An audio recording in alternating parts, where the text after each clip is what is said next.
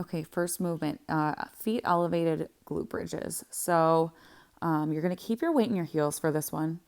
That's very obvious from this video. So when you come up to the top, squeeze the glutes, hold it there for just a second before coming back down. You want to make sure you get that full hip extension. So fully extend those hips up, basically a straight line from my knees to my shoulders at the top. Here you're going to do straight leg lifts. So you're leading with the heel once again here, but keeping the legs straight, squeezing the glutes at the top, holding it for just a second there. And you're going to do some full range of motion reps, and then you're going to go right into some pulsing reps before you switch to the other side. Make sure you keep a neutral spine for that one too. Don't want to have too arched of a back. These ones I call rainbow kicks because I'm not sure what else to call them. They kind of look like rainbows. So again, leaning with the heel, you're going to start with one foot in the front. You're going to make a little rainbow or half circle, tap that heel to the back, and then come back up front, and that equals 1 rep. So this really gets that side booty burning. I'm actually going to go into the next movement because the video is a little short and I want to try to explain it in depth. So single leg deadlifts. All right, so chin in line with chest, neutral spine, keep leading with your chest more or less, hinging at the hips and pushing your butt back as you hinge and come down towards your foot. Keep your weight in the front foot. You don't want to have pretty much any weight in that back foot. It's just there for support. And this just shows you a variation. Some people like to lift their leg up as they do these. I personally don't, but that's kind of personal preference. Please ask me about deadlifts if you have questions. I could go on forever about those. Here we have some hyperextensions. So for these, you want to make sure that you, again, don't have an arched back. As you come up, squeeze the glutes. Yeah.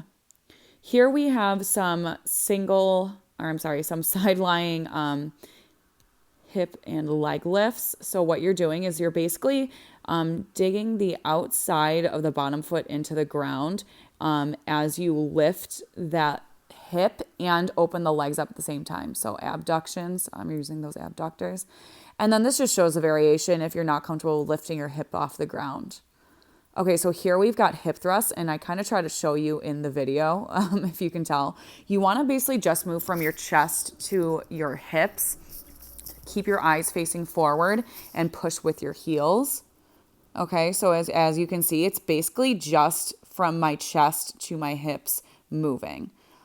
Pushing with my heels, looking forward the whole time, squeezing glutes at the top, holding it there for a second before I come back down. Okay. Hip thrusts for days. Love these.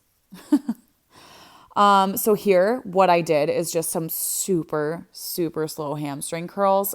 Since you don't have any resistance, any bands or anything, what you want to do here is just go as slow as you possibly can. I cannot emphasize that enough. When you get to here, where your heels are kind of closest to your butt, you want to squeeze as much as you can.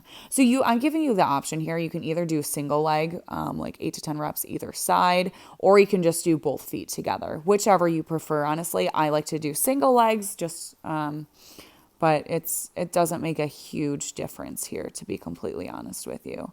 But again, just go as slow as you possibly can, really squeezing that whole time. You want to feel that basically every single second of this movement, since you're not using any weight here. So then the next movement that we're doing here is reverse hyperextensions. So I would say don't use something that has a little lip on it like this bench does. It made it super uncomfortable. But basically, it's the opposite of a regular hyperextension. Your legs are moving up, or I guess the lower half of your body is moving up as opposed to the upper half. And you're just squeezing the glutes at the top there before you let your legs back down. So that is the second workout.